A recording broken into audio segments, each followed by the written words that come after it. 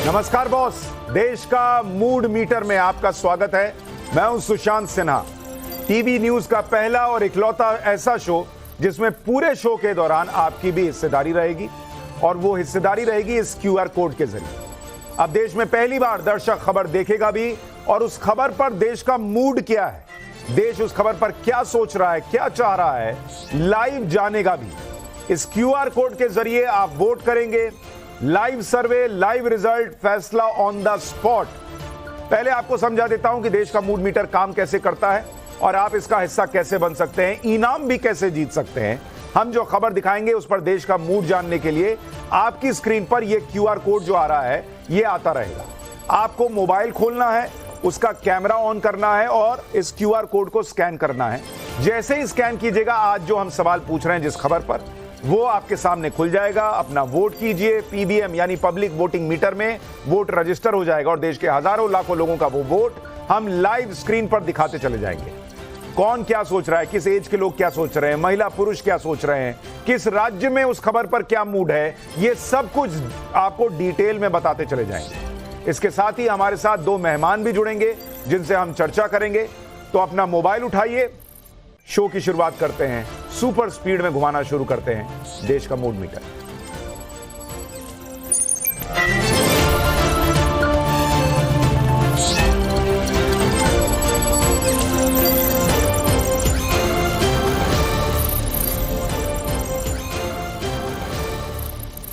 देश का mood metre में आज हम स्कैन करने वाले हैं उत्तराखंड के हल्द्वानी का मुद्दा। और 8 फरवरी को आपको याद होगा बन फूलपुरा, वो हिस्सा है, वो इलाका हल्द्वानी का जहां जबरदस्त हिंसा हुई थी। हिंसा के बाद हालात सुधर ही रहे हैं, जीवन पटरी पर धीरे धीरे लौट रहा है।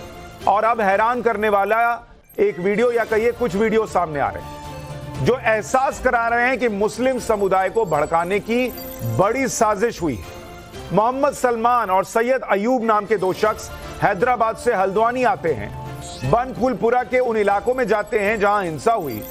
बॉस, ये दोनों सिर्फ कहा जा रहा है कि मुस्लिम लोगों के घरों में गए और खुलेआम भर भर कर नोटों की गड्डियां बांटी हैं इन लोगों ने। देखिए उनके हाथ में जो बैग नजर आ रहा है उसमें देखिए अंदर नोट भरे हुए हैं, 100 की गड्डी, 200 की गड्डी, 500 की गड्डी।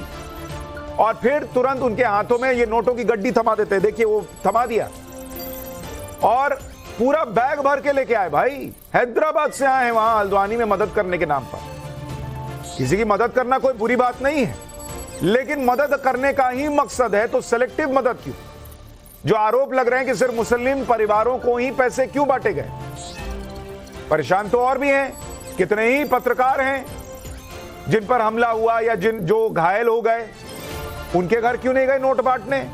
पुलिस वाले घायल हुए, उनके घर क्यों नहीं गए नोट बांटने? क्योंकि वो मुसलमान नहीं है। और इतना कैश कहां से लेकर आए बॉस? हमारे दो मेहमानों से आज इस पर चर्चा करूंगा क्योंकि सवाल बड़े इंपॉर्टेंट है। और हमारे साथ जो दो मेहमान जुड़ रहे हैं उनसे आपका तारुफ भी करा दूं। हमारे साथ सैयद रिजवान अहमद जुड़ रहे हैं, पॉलिटिकल एनालिस्ट हैं, बहुत स्वागत आपका। हमारे साथ असगर खान साहब जुड़ रहे हैं, जाने माने वकील हैं। असगर भाई आपका भी बहुत स्वागत है। लेकिन आप दोनों के पास मैं आऊं उससे पहले जरा मैं दर्शकों को बता दूं कि आज हम आपके लिए कौन से 3 सवाल लेकर आए हैं जिन्हें आप क्यूआर कोड के जरिए वोट कर सकते हैं और देश का मूड बता सकते हैं इस खबर पर। पहला सवाल जो आज हम आपसे पूछ रहे हैं कि धर्म देखकर नेताओं की मदद का असली मकसद आपको क्या लगता है? ऑप्शन ए, ये इंसानियत है, मदद करने आए हैं। ऑप्शन बी, अपना वोट बैंक बढ़ाने के लिए ये सब मदद करने आए हैं। और ऑप्शन सी, समाज में दरार डालना चाहते हैं क्योंकि आरोप लग रहा है एक धर्म विशेष को ही नोटों की गड्डियां बांटी गई, तो क्या समाज में खाई पैदा करने के लिए हो रहा है? यह पहला सवाल जिस पर आपको अपनी राय देनी है। दूसरा सवाल, आरोपियों को मदद देने से होगा क्या? ऑप्शन ए, आरोपियों का मनोबल बढ़ेगा। ऑप्शन बी, मदद देने से वो सुधरेंगे। ऑप्शन सी, फिर हिंसा होगी। तीसरा सवाल, देश के एक शहर में अचानक डेमोग्राफिक चेंज का जो आरोप लग रहा है वो क्या कहता है? ऑप्शन ए, साजिशन आबादी बढ़ाई जा रही है। ऑप्शन बी, आबादी बढ़ गई होगी, लोग आ गए होंगे। ऑप्शन सी, कह नहीं सकते। इन तीनों सवालों के आज आपसे जवाब मांग रहा हूं इस बड़ी खबर पर। आपको ये क्यूआर कोड जो दिख रहा है इसको स्कैन करना है मोबाइल से और फटाफट वोट करना शुरू कीजिए।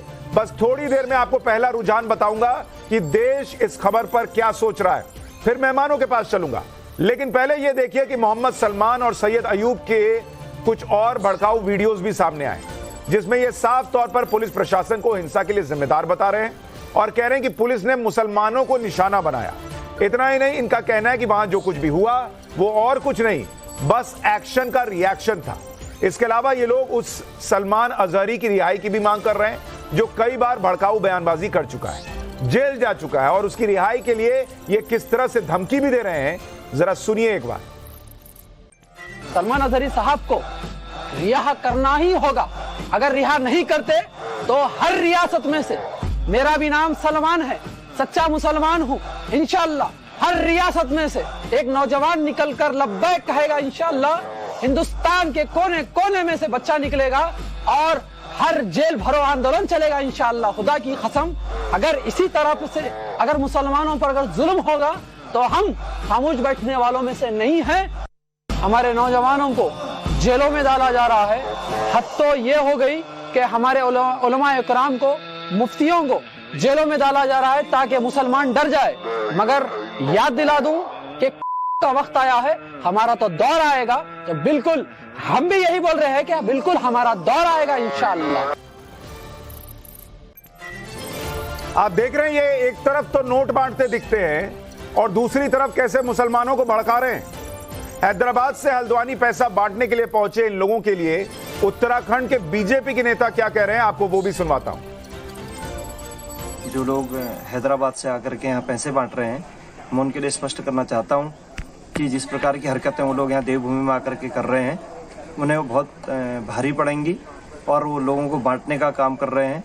जबकि एक तरफ ये स्पष्ट होना चाहिए कि भाई उपद्रवियों के साथ खड़े हैं या समाज के साथ खड़े हैं। इन दोनों ने पहले तो हिंदुओं के खिलाफ विवादित बयान दिए, फिर ऐसे वीडियो दिखाए जिससे कथित रूप में कुछ लोग मुसलमानों को गाली दे रहे हैं। लेकिन इतना सब कुछ कहने की, कानून के खिलाफ जाने की इन लोगों को कहीं ना कहीं से हिम्मत तो मिलती होगी, तभी तो ये लोग सारी हदें पार कर जाते हैं। अब आपको इन दोनों का पॉलिटिकल कनेक्शन भी दिखाता हूं। AIMIM के चीफ असदुद्दीन ओवैसी और उनके भाई के साथ इनका कनेक्शन तस्वीरों में दिख रहा है, जिसमें ओवैसी इन्हें माला पहनाते दिखाई दे रहे हैं। ये ओवैसी को नहीं, ओवैसी इनको माला पहनाते दिखाई दे रहे हैं। तो हैदराबाद से ये लोग आते हैं, जो ओवैसी का संसदीय क्षेत्र भी है, और नोटों की गड्डियां भरकर लाते हैं। सिर्फ मुसलमानों के घर में जाकर नोटों की गड्डियां बांटते हैं हल्द्वानी के बनफूलपुरा में, और फिर जो बयान देते हैं वो वीडियो आपको दिखाया। आज इसीलिए आपसे देश का मूड जानना चाहता हूं कि आखिर ये क्या कहता है।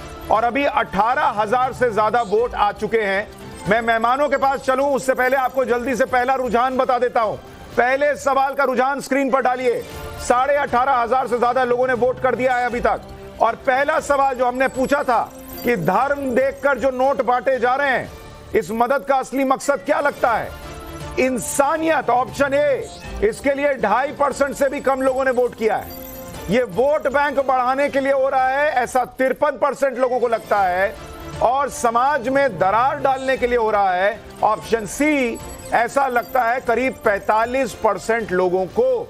यानी बड़ी संख्या में लोग या तो इसे वोट बैंक पॉलिटिक्स मान रहे हैं या इसे समाज में हिंदू मुसलमान के बीच दरार पैदा करने का जरिया देखते हैं। 19,000 से ज्यादा वोट अभी तक आए हैं, उसका रुझान आपको बता रहा हूं। असगर खान साहब, जो लोग वोट कर रहे हैं उनको लगता है ये वोट बैंक पॉलिटिक्स है, उनको लगता है हिंदू मुसलमान की पॉलिटिक्स है, हिंदू मुसलमान के बीच दरार डालने जैसा है कि हैदराबाद से कोई आए, नोट भर भर के लाए, सिर्फ मुसलमानों में बांटे और हिंदुओं में ना बांटे, मुसलमानों का दर्द देखे, हिंदुओं का ना देखे। आपको क्या लगता है?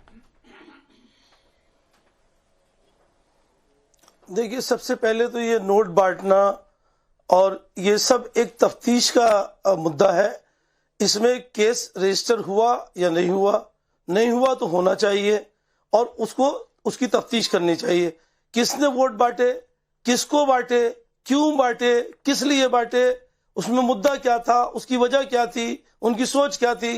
और अगर वो सोच कहीं भी अगर हमारे मुल्क के खिलाफ है, आवाम के खिलाफ है, तो उस शख्स के खिलाफ कार्रवाई होनी चाहिए 100%। लेकिन हाँ, ये बात भी सच है जो लोगों का रुझान आया है साथ में कि ये हर जगह, किसी मैं एक आदमी के लिए नहीं कह रहा हूं, इनके लिए हैदराबाद से आए, कुछ उत्तराखंड से आते हैं, कुछ यूपी से करते हैं, है ये सब पॉलिटिक्स वोटों की, ले दे के पॉलिटिक्स वोटों की है। जो कुछ भी हम देख रहे हैं, हिंदू मुस्लिम मंदिर मस्जिद जो कुछ भी है, वोटों की पॉलिटिक्स है। किसी को इस बात का ध्यान नहीं है कि किसान किस तरह से मर रहा है, कितने लोग हमारे मुल्क में भूखे मर रहे हैं।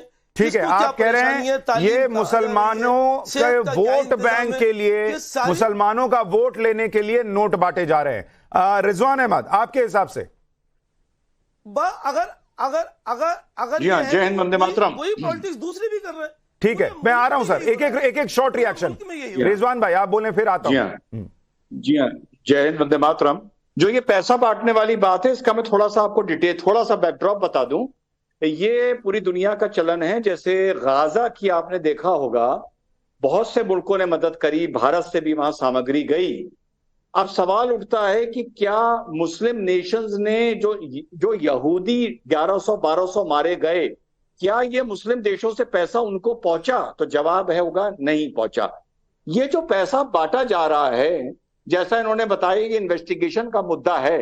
ये इन्वेस्टिगेशन का मुद्दा तब होता जब ये पत्थरबाजी से पहले बांटा जाता। अगर बाद में बांटा जा रहा है तो सिर्फ ये टैक्स का उल्लंघन हो सकता है। अब ये सवाल उठता है, ये पैसा ज़कात का है। आपने जो पूछा था कि हिंदू को क्यों नहीं, देखिए मुसलमान को 2.5% ज़कात अपने मुसलमान की मदद करने के लिए मैंडेटरी है। वो चाहे हिंदू की कभी मदद कर दे, ईसाई की कर दे, वो अलग बात है।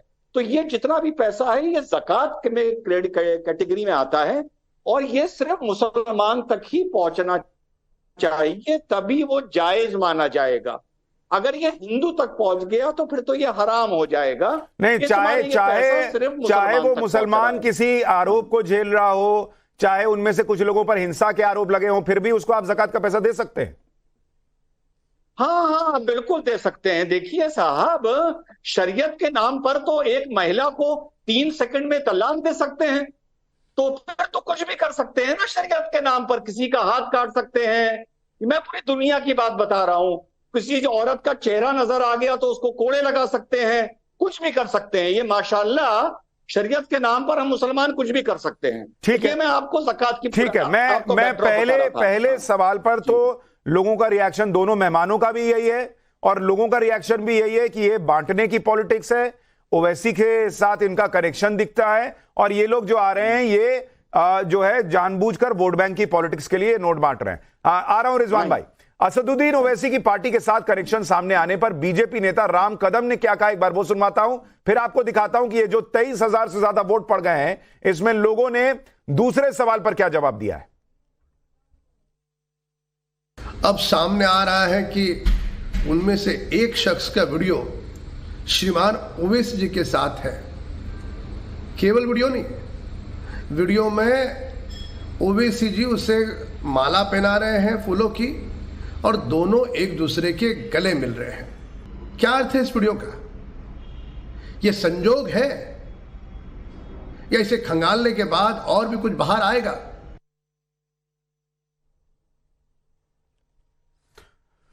तो बहुत लोगों को इसमें साजिश भी दिखती है, मैं उस पर आऊं। उससे पहले आपको अब दूसरे सवाल का रुझान बता देता हूं। 24,000 से ज्यादा वोट पड़ चुके हैं पिछले कुछ मिनटों में, और जो दूसरा सवाल हमने आपसे पूछा था आज कि आरोपियों को मदद देने से क्या होगा, जो पहला ऑप्शन था कि ये जो सब कुछ हो रहा है इसके तहत ऑप्शन ए के लिए 62% लोगों ने वोट किया है और उसमें उनका यह कहना है कि आरोपियों का मनोबल बढ़ेगा। दूसरा ऑप्शन बी, उसके लिए 1% वोट भी नहीं आया, मदद देने से सुधर जाएंगे, ऐसा लोगों को बिल्कुल भी नहीं लगता। और ऑप्शन सी, कह नहीं सकते कि ये पैसा देने से क्या होगा। ऐसा लोग 37% के करीब लोग हैं जो ये समझ नहीं पा रहे कि नोट देने से होगा क्या, लेकिन 62% से ज्यादा लोगों को लगता है कि इससे आरोपियों का, इससे जिन लोगों ने वहां हिंसा की, उनका मनोबल बढ़ेगा। रिजवान अहमद, आपको लगता है इससे मनोबल बढ़ जाएगा कि भाई हम तो जो भी करें, कोई आएगा नोट देगा, हमारे साथ खड़ा हो जाएगा, हमारा केस लड़ेगा?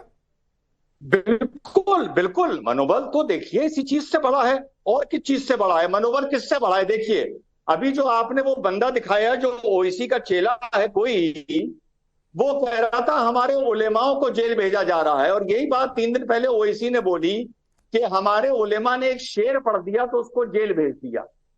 शेर ये था, सबको पता है कि अभी कुत्तों का दौर है, अभी हमारा दौर आएगा, लेकिन ना ओवैसी ये बोलेगा ना ये लड़का ये बोलेगा।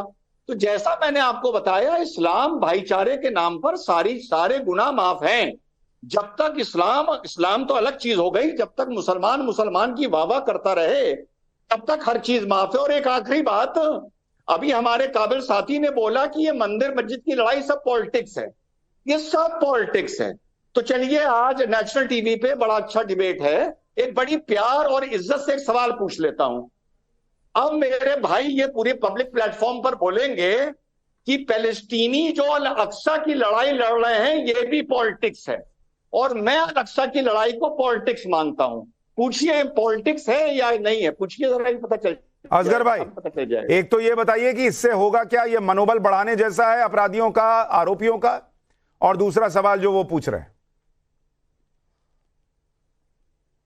अगर वो आरोपी हैं, अगर वो पैसा गलत नजर से गलत लोगों को बांटा गया, जो गलत लोगों को और बांटा जाएगा तो उससे जरूर उनका मनोबल बढ़ेगा। मैंने पहले ये बात कही है कि ये मुद्दा तफ्तीश का मुद्दा है, इस पे इन्वेस्टिगेशन होना चाहिए कि किसने किसको, किस लिए, कैसे, किस चीज के लिए, किस काम के लिए, किस नजर से, किस नीयत से पैसा बांटा है। ये सब तफ्तीश का मुद्दा है। ये पहले पता होना चाहिए कि वो क्या है, किस लिए, किसको, किस नजर से बांटा गया। अगर वो ऐसे गलत लोगों को गलत नजर से बांटा गया तो बिल्कुल उनकी हिम्मत बढ़ाने के बराबर होगा और उनकी इससे हिम्मत बढ़ेगी। लेकिन पहले इस चीज पे तफ्तीश होना चाहिए, उसके बाद इसका जवाब सही से दिया जा सकता है, इसके पहले नहीं। और उन्होंने पैलेस्टीन का एक सवाल पूछा। देखिए, मैं अपने मुल्क की बात कर रहा हूं, हमें कम से कम हम पहले अपने सुधार कर लें, बाद में उनकी मिसालों को देखें पूरी दुनिया की। हम अपना सुधार कर नहीं पा रहे। बताइए, मंदिर मस्जिद का मुद्दा जो है, क्या ये सियासी मुद्दा नहीं है? या रोज आप लोग बैठ के हिंदू मुस्लिम की बात करते हैं, क्यों कर रहे हैं आप हिंदू मुस्लिम की बात? अच्छा, मैं हिंदू मुस्लिम की बात कर रहा हूँ। यहाँ एक आदमी मुसलमानों को नोटों की गड्डियां दे के चला गया, उससे सवाल पूछ रहे हैं, तो ये हिंदू मुसलमान क्या होगा? मैं तो डिबेट भी नहीं करता सर, आप जाके नया डिबेट शो शुरू किया है। जहर उगलने की बात क्यों करते हैं आप नहीं, आप पहले ये पूछिए, ये जहर उगलने की बात क्यों करते हैं? नहीं, पर उन्होंने क्या जहर उगला ये तो बताइए। ये कहो कि हम सबको मिलना चाहिए। अगर कोई गलत कर रहा है सुशांत भाई, तो उसको क्रिटिसाइज करो कि ये गलत कर रहा है, बिल्कुल ठीक है। हमने भी आपके साथ में, मैंने बिल्कुल ये बात शुरू से कही कि बिल्कुल हिम्मत बढ़ाने की बात है, बिल्कुल गलत है, wrong is wrong, right is right. लेकिन हम ऐसी बात क्यों करें कि हम अब किसी भी मजहब को लेके, इस्लाम को लेके, शरीयत को लेके, या हिंदुइज्म को लेके, सनातन धर्म को लेके नहीं, देखिए वो ये कह रहे हैं कि जब हिंदू, नहीं असगर भाई, वो ये कह रहे हैं कि जब हिंदू यहाँ कहता है कि भाई मेरे मंदिर को तोड़ के मस्जिद बनी, उसके सबूत दिख रहे हैं पश्चिमी दीवार पर, और ASI का सर्वे आ गया, मुझे वो मंदिर दे दो, तो आप कहते हैं हिंदू मुसलमान की पॉलिटिक्स हो रही है। लेकिन जब मुसलमान अपने हक की लड़ाई लड़े, जहां भी लड़े, दुनिया में कहीं भी लड़े, तो उसको पॉलिटिक्स की लड़ाई नहीं माना जाता, वो ये कह रहे हैं। आप देखिए, मुसलमानों से पहले मैं अपनी बात कर लें, हम बाद में करेंगे दूसरों की बात, हम अपनी बात कर लें। आप मुसलमानों से क्या चाहते हैं? क्या नहीं किया मुसलमानों ने एक मस्जिद अभी अभी आपके हवाले करी, जिसमें मंदिर बनाया, कितनी चीजें हैं मुसलमानों ने हवाले करी, जिस जगह मुसलमानों ने हवाले करी, वहां से, अरे सर, सुप्रीम कोर्ट ने हवाले करी, सुप्रीम कोर्ट में केस चला। आप तो ऐसा कह रहे हैं जैसे केस विड्रॉ कर लिया मुसलमान ने और कहा ये अयोध्या की जमीन ले लो। नहीं, बिल्कुल। उसके बाद भी एक स्टेप था जिसको विड्रॉ कर लिया, एक स्टेप और बाकी था, उसमें रिव्यू डाला जा सकता था, लेकिन मुसलमानों ने कहा नहीं। तो रिव्यू ने डाल के उन्होंने एहसान किया, इतने साल केस खींचा, उसमें जजमेंट आया 5 जजेस का, और आप कह रहे हैं कि भाई उसमें रिव्यू नहीं डाला, ये मुसलमान ने एहसान कर दिया हिंदुओं पर। मुस्लिम ने, अरे सुशांत भाई, मुस्लिम ने, जो सुप्रीम कोर्ट ने भी फैसला किया, सुप्रीम कोर्ट ने कहा हम आस्था पे फैसला कर रहे हैं, यहां मंदिर नहीं बना था, जिस जगह आपने मस्जिद तोड़ी है, शहीद की है मस्जिद, वहां से आप 300-400 गज दूर, आप दोनों बात गलत बोल रहे हैं, आप दोनों बात गलत बोल रहे हैं। 300-400 मीटर दूर मंदिर नहीं बना है भाई, मंदिर 300-400 मीटर दूर नहीं बना है। सुप्रीम कोर्ट, और सुप्रीम कोर्ट ने बहुत और बातें कही है, मैं उस पर नहीं जाऊंगा। रिजवान अहमद, मैं 1 मिनट आ रहा हूं। रिजवान अहमद, अब आप देखिए ये बात जो है, ये सुनिए, वो नोट दे रहे हैं, और असगर भाई आप नोट न देकर, ऐसे तर्क देकर फिर आप मुसलमानों को भड़का रहे हैं कि भाई देखिए हमने तो जमीन दे दी अयोध्या के अंदर, लेकिन अब हमसे जो है वो ज्ञानवापी की मांगी जा रही है। देना ये होता है कि आप केस वापस लेते। मुल्क की तरक्की की बात, अरे मुल्क की तरक्की, ये आप केस लड़के हार गए और उसके बाद कह रहे मुल्क की तरक्की के लिए हमने दे दिया। रिजवान भाई बोलिए, फिर मैं अगले सवाल का रुझान बताऊं। देखिए हमारे असगर भाई ने एक पहली बात का तो जवाब नहीं दिया। उन्होंने कहा हम सिर्फ हिंदुस्तान की बात करेंगे। चलो कोई बात नहीं, जाने दो, मट्टी डालते हैं। अब सुप्रीम कोर्ट पर बात, असगर भाई ने वो ऑर्डर नहीं पढ़ा। असगर भाई को कोई ये बताए कि वो सुप्रीम कोर्ट के ऑर्डर में स्पीकिंग ऑर्डर है कि 2003 का जो एक्सकवेशन हुआ, बाबरी मस्जिद वर्जिन लैंड पर नहीं बनी थी, उसके नीचे मानव निर्मित चीजें निकली जो पर्शियन और इस्लामिक आर्किटेक्चर से जिनका कोई लेना देना नहीं था। और मुस्लिम पक्ष ने कभी भी ये नहीं कहा कि बाबरी मस्जिद के नीचे भी कोई इमारत है। सुप्रीम कोर्ट ने अपने ऑर्डर में रिजवान भाई एक मिनट, मैं अभी उस जजमेंट पे नहीं जा रहा, लेकिन हमने खुद बाबरी ढांचे के अंदर की तस्वीरें दिखाई थी, और जैसे आपको यहां ज्ञानवापी में सबूत दिखता है, वहां पर भी भर भर के पिलर्स पर हिंदू धर्मों के निशान बने हुए थे। मतलब नीचे क्या था वो तो भूल ही जाइए। जिन पिलर्स पर बाबरी मस्जिद खड़ी थी वो पिलर्स भी हिंदू मंदिरों के निशान दिखते थे। लेकिन मैं उस पर नहीं जा रहा हूं, मैं उस पर नहीं जा रहा हूं, मैं आज उस पर नहीं हूं, मैं हल्द्वानी पर हूं। नहीं, मैं उस पर नहीं जा रहा हूं। मैं तीसरे सवाल का आपको रुझान दिखाता हूं। 28,000 से ज्यादा वोट पड़ गए हैं, 28,000 से ज्यादा वोट, और वहां पर तीसरे सवाल का रुझान, तीसरे सवाल में हमने पूछा था कि अगर किसी जगह अचानक डेमोग्राफिक चेंज हो रहा है तो वो क्या कहता है। ऑप्शन ए, जिसमें 93% से ज्यादा लोगों ने वोट किया है, वो ऑप्शन ए जो है वो ये कहता है कि भाई अगर अचानक डेमोग्राफिक्स चेंज हो रहा है तो वो साजिशन आबादी बढ़ाने के संकेत लग रहे हैं। आबादी बढ़ गई होगी ये कहने वाले 3% लोग हैं, और कह नहीं सकते ये कहने वाले 3% लोग हैं। यानी लोगों को लग रहा है कि हल्द्वानी में भी जानबूझकर, नेताओं ने किया हो किसी और ने किया हो, लेकिन जानबूझकर एक धर्म विशेष की आबादी बढ़ाई गई है। और ये सवाल हमने क्यों पूछा वो भी आपको बता दूं। बनफूलपुरा में मलिक का बगीचा इलाके की जो बात हम करते हैं, वहां अवैध अतिक्रमण हटाने को लेकर हिंसा हुई थी, जिसका मुख्य आरोपी अब्दुल मलिक अभी भी फरार चल रहा है। आपको मलिक का बगीचा की कुछ तस्वीरें दिखाता हूं, जिसे देखकर आपको पता चलेगा कि एक हरियाली भरे इलाके में कैसे बदलाव हुआ, कैसे वहां प्लॉटिंग की गई, और इलाके में मुसलमान आबादी जो है वो धीरे धीरे बढ़ती चली गई। उसकी एक एक तस्वीर आप देखिए, अभी के हालात क्या हैं और कुछ वक्त पहले तक किस तरह से वहां पूरा इलाका खाली नजर आता था। 2012, 13, 14 तक जिस अवैध अतिक्रमण को तोड़ा गया था, वहां किसने कब्जा जमाया और वहां क्या काम होता था, यह भी आपको सुनाता हूं उस मौलाना की जुबानी जो उस इमारत के अंदर था, जिसे कहा जा रहा था कि भाई ये नमाज पढ़ने की जगह है।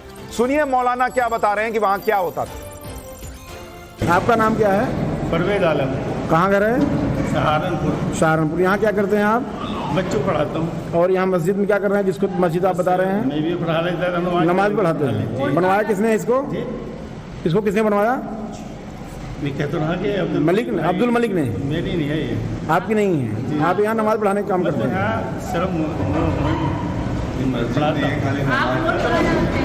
ठीक है। नमाज पढ़ने का जगह बना रखा है, मस्जिद नहीं है। ये नमाज पढ़ाने की जगह बना रखी, मस्जिद नहीं है। ये मस्जिद नहीं है, नमाज पढ़ने की जगह है। क्यों नमाज पढ़ते हैं? तो अंदर मौलाना कह रहे हैं कि ये मस्जिद नहीं है, लेकिन बाहर तोड़फोड़ और हिंसा हो गई कि मस्जिद कैसे तोड़ दी। और उसके बाद भी कहा जाता है कि भाई ये जो हो रहा है ये मुसलमानों को टारगेट करने के लिए हो रहा है। असगर भाई, पब्लिक वोट कर रही है कि जो अचानक डेमोग्राफी बढ़ी और चेंज दिख रहा है हल्द्वानी में, वो साजिशन हुआ है। अब नेताओं ने किया किसने किया नहीं पता, लेकिन पब्लिक को लगता है कि वहां जानबूझकर जो है वो साजिशन डेमोग्राफी चेंज की गई है। आपकी राय? देखिए, डेमोग्राफिक चेंज जो है वो तो मैं कहता हूँ शायद पूरे हिंदुस्तान में, हम दिल्ली में रहते हैं, दिल्ली में हम रोज देखते हैं कि आपने 2014 की बात कही या 2002, 3, 4 की बात कही। अगर 15-20 सालों में देखा जाए तो समझा मैं कितने इलाके दिल्ली जैसी जगह में जहां पे चेंज होने का बहुत ही कम चांसेस हैं, कितने इलाके ऐसे हैं जिनमें कि बिल्कुल कुछ भी नहीं था, जंगल थे और सब अब आज की तारीख में आबादी हो गई। कुछ गवर्नमेंट के जरिए से हुई, कुछ बाहर के लोग आके बस गए, कुछ वैसी लोगों की आबादी बढ़ गई। तो ये तो सब जगह पूरे नहीं, मैं इसमें आपको साजिश नहीं दिखती, मैं बस एक क्वेश्चन और पूछ रहा हूं सर, एक सवाल और पूछ रहा हूं। देखिए, दिल्ली और उत्तराखंड की डेमोग्राफी में थोड़ा फर्क है। मैं इसमें आपको एक फर्क बताता हूं, फिर आप अपना जवाब दीजिएगा। मैं कुछ कह नहीं रहा, मैं आपको एक पॉइंट बता रहा हूं, आप जवाब दीजिएगा। देखिए, दिल्ली वैसे भी एक ऐसा इलाका है जो चारों तरफ से अलग अलग जगहों से घिरा हुआ है। लोग आते हैं, काम करते हैं, रहते हैं, बसते हैं और फिर अपना कई बार लौट जाते हैं, कई बार यहीं रहते हैं। उत्तराखंड जिसे देवभूमि कहा जाता है, वहां मोटे तौर पर अमूमन कहा गया कि इतनी आबादी जो है वो मुसलमानों की नहीं थी, हाल में बढ़ी हुई दिखती है क्या है? और आरोप भी लगता है, बीजेपी आरोप लगाती है कि कांग्रेस ने जानबूझ के लाला के यहां पर मुसलमान बसाए हैं वोट के लिए। अब आप जवाब दीजिए अपना। नहीं, बिल्कुल भी ऐसा, मुझे बिल्कुल ऐसा नहीं लगता। ठीक है, आपको ऐसा नहीं लगता। रिजवान अहमद सर, समय कम है, छोटा छोटा रिएक्शन। रिजवान अहमद जी, सुशांत भाई, अक्सर हम लोग सुनते हैं कि शोभा यात्रा निकली, शोभा यात्रा पे निकलने वालों ने नारे लगाए, बदतमीजी करी और दूसरी तरफ से पत्थर चला। नहीं लगाने चाहिए नारे, गलत बात है, पत्थर भी नहीं मारना चाहिए। पुलिस ने यहां पर नोटिस दिया, एक पक्ष हाईकोर्ट जाता है, हाईकोर्ट रिलीफ नहीं देती है।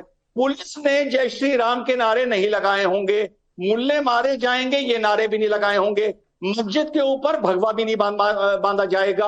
अब असगर भाई पूरे देश को बताएंगे कि शोभा यात्रा तो एक बहाना है, पुलिस पर पत्थर क्यों चले जब पुलिस ने ना नारे लगाए, ना मस्जिद का अपमान किया, कुछ नहीं किया। यानी क्या पत्थर चलाने की आदत है, शौक है, या किस वजह से पत्थर चलते हैं, ये असगर भाई बताएंगे। ठीक है, असगर भाई, शोभा यात्रा में क्यों चलते हैं हमें समझ में असगर भाई बताएंगे। ठीक है, यहाँ क्यों चले, यहाँ क्यों चले?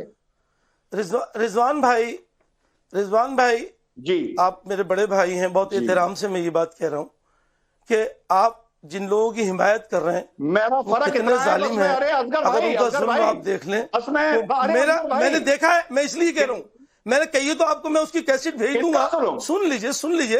मैंने आपकी बात सुनी थी, आप मेरी बात सुन लीजिए।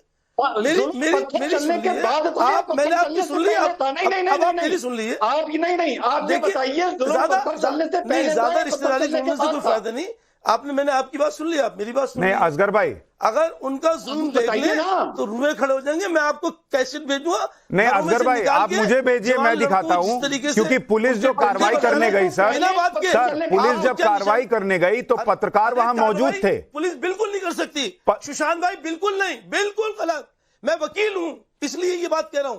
पुलिस की ये कार्रवाई नहीं है कि वो जवान लड़कों को निकाल के वहां पे उनकी माओ बहनों के सामने और उनकी माओ बहनों की सबकी बेइज्जती करें और डंडे बरसाएं। नहीं, ये कहां पे हुआ? कानून में बताइए। नहीं असगर भाई, ये कहां पे हुआ कि जवान लड़कों को निकाला और उनको मारा पीटा? ये सिर्फ पुलिस का। मैं आपको उसकी कैसेट भेज दूं? हाँ भेजिए, भिजवा देता हूं। ये हल्द्वानी में हुआ है, ये हल्द्वानी में हुआ है। मैं आपको अभी उसकी हल्द्वानी में जो हुआ है, हल्द्वानी में भेजिए, आप मुझे वीडियो भेजिए। अभी आपको भेजिए। ठीक है, अभी भेजिए। रिजवान अहमद 5 मिनट में। एक सेकंड मैं जल्दी से जरा रुझान बता दूं दर्शकों को। आप देखिए, पूरा नॉर्थ इंडिया कह रहा है कि भाई ये डेमोग्राफिक चेंज जो है वो साजिशन हो रहा है। 93%, 94% नॉर्थ इंडिया के लोग दावा कर रहे हैं कि ये साजिश के तहत एक धर्म विशेष को लाकर वहां बसाया जा रहा है उत्तराखंड के अंदर, हल्द्वानी के अंदर। ये नॉर्थ इंडिया का आपको नतीजा दिखा रहा हूं, रुझान दिखा रहा हूं। और ये आप देख रहे हैं 30,000 से ज्यादा वोट पड़ चुके हैं, तब लोग ये कह रहे हैं। आपको दूसरा और आपको तस्वीर दिखाता हूं कि उत्तराखंड में लोग क्या सोच रहे हैं, जरा उत्तराखंड का दिखाइए। नॉर्थ ईस्ट में लोग कह रहे हैं कि डेमोग्राफिक चेंज जानबूझ के हो रहा है। 74% लोग कह रहे हैं कि भाई डेमोग्राफिक चेंज हो रहा है इस देश के अंदर और जानबूझ कर हो रहा है। अगली तस्वीर दिखाइए, अगली तस्वीर आपको दिखाता हूं कि 74% लोगों को यह लग रहा है देश के अंदर कि यह जानबूझकर डेमोग्राफिक चेंज हो रहा है। अब अपनी बात कहिए रिजवान अहमद। सुशांत भाई, असगर भाई ने सवाल घुमा दिया, पर मैं भी वकील हूं, फिर से पूछ रहा हूं। मेरा सवाल यह था कि जब अतिक्रमण हटाने के लिए जब हाईकोर्ट से रिलीफ नहीं मिला था, पुलिस अतिक्रमण हटा रही थी, उस पर पत्थर क्यों चले? नहीं, मैं इस पर आ जाऊंगा। सुनिए रिजवान अहमद, मुझे पहले आप एक बात का जवाब दीजिए जो मैंने पूछा। क्या आपको भी 74% लोगों की तरह लग रहा है कि डेमोग्राफिक चेंज साजिश के तहत जानबूझकर हो रहा है इस देश के कुछ हिस्सों में? देखिए, चाहे डेमोग्राफिक चेंज हो, आपका डेमोग्राफिक चेंज से सुशांत भाई किसी को कोई फर्क नहीं पड़ता।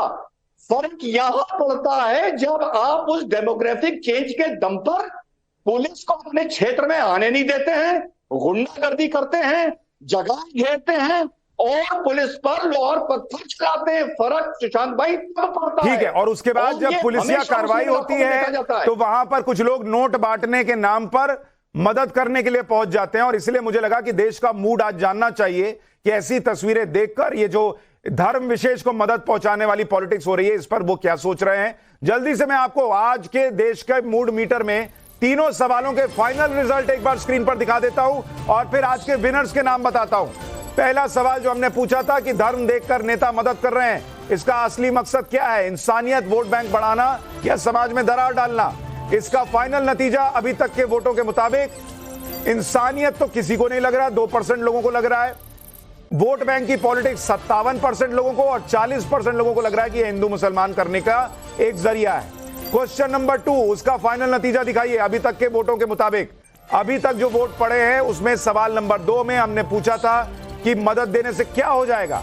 63% लोगों को लगता है कि मनोबल बढ़ेगा जिन लोगों ने हिंसा की, और 36% लोगों को लगता है कि फिर हिंसा होगी बॉस अगर आप ऐसे मदद कर रहे हैं इन लोगों की। तो तीसरा सवाल हमने पूछा था कि ये जो डेमोग्राफिक चेंज हो रहा है उसको लोग किस तरह से देखते हैं। 91% लोगों को लगता है, 92% लोगों को करीब करीब, कि ये जानबूझकर साजिशन डेमोग्राफिक चेंज किया जा रहा है और ये देश के बड़ी संख्या में वोटर्स कह रहे हैं। अब आपको आज के 2 विनर्स के नाम बता देता हूं। नीलम उत्तराखंड से, जिनके मोबाइल नंबर में आखिरी 4 डिजिट हैं 0853, और रवि कुमार उत्तर प्रदेश से, इनके मोबाइल नंबर के आखिरी 4 डिजिट हैं 8989। 2 और विनर के नाम हम अनाउंस करेंगे, लेकिन वो 8:50 पर रात में न्यूज की पाठशाला जब शो चलेगा उसमें हम आपको विनर के नाम बताएंगे।